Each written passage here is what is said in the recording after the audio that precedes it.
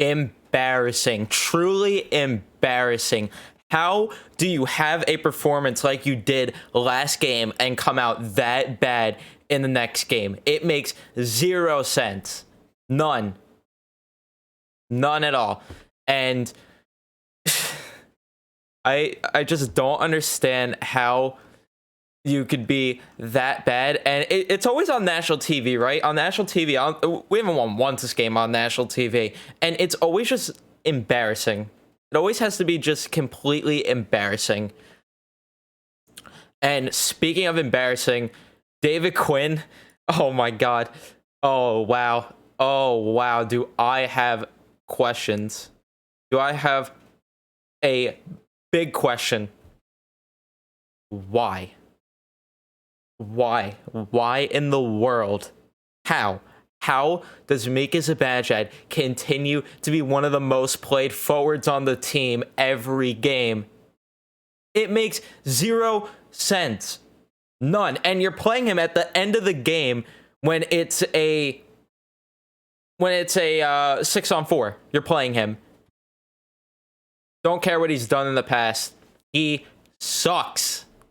Sucks this year. Do not care. Coyle opened up the scoring sheet after a brutal play on Georgiev where Richie landed on Georgiev's head. Georgiev's entire face was bleeding, and Quinn says, yeah, we'll leave him in the game. Trainer says he's fine. Then he gets taken out of the game because the NHL's like, hey, we want to look if he has a concussion, especially after he let up a goal. It's like, maybe he might have one. Shesterkin comes in, lets up a goal later on in the first period. It's 2-0. Georgiev then comes back in the second.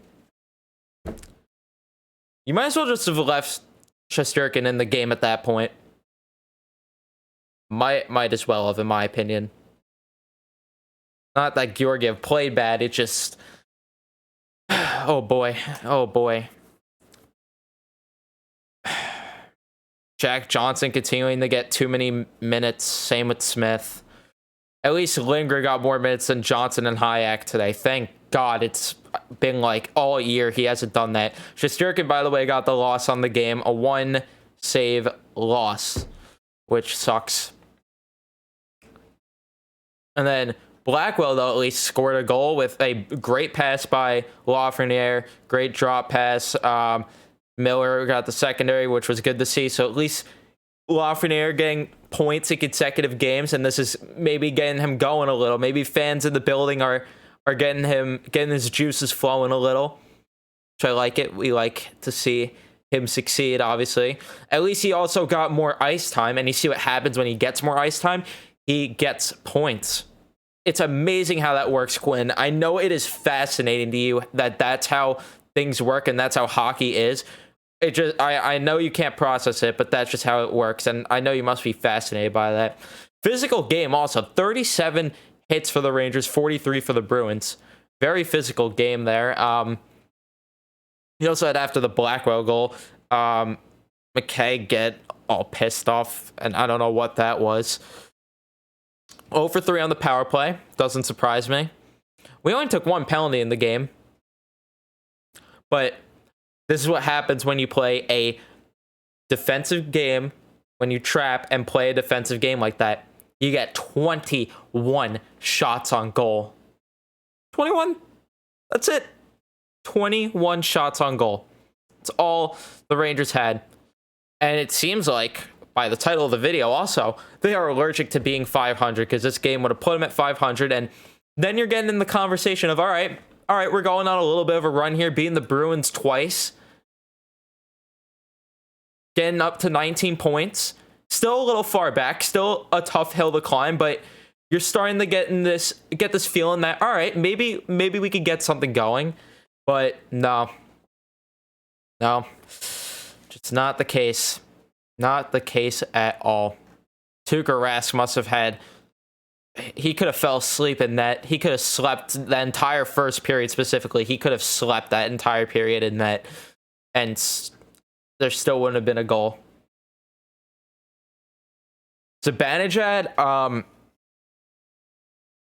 if I advise people to not play a drinking game if you're gonna play a drinking game to see how many times, or drink every time he misses the net, especially from the left side at the face-off circle, I wouldn't advise playing a drinking game because you are going to have to go to the hospital because this guy misses the net so much. Ridiculous. I just can't even believe what I watched. Like, how could you win 6-2 and then stay completely away from that game that you played? Like, what was the game plan going into today? If I'm Quinn, all right, let's go. Do the same thing we did last game. Do the same thing. And all that disappeared. Every single aspect of their game from last time disappeared. And it's just mind-blowing how it could change that quickly. It's just mind-blowing that they could do that good in a game and then just, like, did Quinn say, oh, we didn't play good enough defensively, so we got to trap? Like, why? Why did we start trapping when we kicked the Bruins' ass when we didn't last time? Don't understand. Let's get into the face-off percentage. Brett Howden, a solid 17% on the face-off. Love to see that. Strome, 31%. Yep. Rooney at least did good with 71. Probably saved the entire face-off percentage. And then Mika Zibanejad, 43% on the face-off. Yep. Sounds like the norm to me. Sounds like the norm to me. This is just sad and embarrassing. There's no other way to put it. No other way to put it. But sad and embarrassing. And quite frankly, I don't even know. Oh, let's also get into Brendan Lemieux. 15 penalty minutes. I don't know if they counted the fight at the end for 5 minutes, but even then, that's 10 penalty minutes. Yep. Let's get into your guys' questions. We got, did Kreider play his piano before the game? Was he on the score sheet? No. So no, he didn't. Why is Brendan Lemieux getting rewarded with more ice time? Let's see. How much ice time did he get today? 14 minutes. Yep. But Julian Gauthier, only 12 minutes. Right. Lafreniere, only 2 more minutes than that. Makes sense. Makes sense to me. To be honest, I couldn't tell you because I've been questioning Quinn's coaching style ever since he's arrived here. And this year it has become more questionable than ever. And I don't know how people are still backing him up. I'm tired of the whole, oh, he's not the one on the ice with the stick and everything. But you draw up a game plan going into the game every time. In the locker room between periods, you're drawing up a game plan for the period. How did nothing change throughout the entire 60 minutes? How do you not have one good shift? Even the goal, the Blackwell goal, was it that great of a shift? Come on, we just capitalized on a somewhat bad line change from the Bruins. Like, come on, that's just not good enough. They had like no good shifts. The power play looked awful. And I just don't understand why Quinn is deploying like Lemieux. Like why he's using him at the end of games, why he's using Zibanejad at the end of games, why he's having us play this defensive. Like, I'm sorry. You could defend Quinn all you want. Be my guest. You have fun with that. But the real fans know that what he's doing is screwing us over. Not playing the kids enough, which we went into a rebuild for a reason. Play the kids more. Just copying other teams, trying to, and can't coach it. Can't come up with a good game plan. He's just not doing a good job coaching. Now, sure, if you want to blame him, if you want to say, oh, it's not his fault for the penalties that the Rangers are taking. Sure,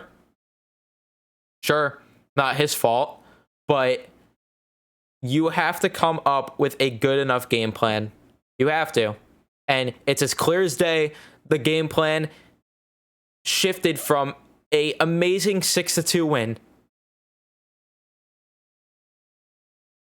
Maybe Quinn maybe he didn't like the fact that we were scoring goals and not playing defensive. Maybe that's what it was, and we stayed away from that, so Quinn was upset. Quinn was upset that we kicked the Bruins' ass. That's what it has to be, right? Because I don't even understand anymore how it could be like that. But that's going to be the video. I hope you enjoyed. Leave a like, subscribe if you're new. If you do want to ask your questions next time and be featured on this, by the way, shout out to Jake for that question. I don't remember if I said shout out to him, but shout out to Jake with that question. Thank you for the question. And like I said, if you want to ask that, follow me on Twitter. Link is always in the description. Might set up a hotline at some point. If you guys want me to do that, let me know, because I'd be so down to do that. Take your guys' calls, hear you guys' frustration. So let me know if you are interested in that. Thank you guys for watching, like I said, and I will see you guys in the next one.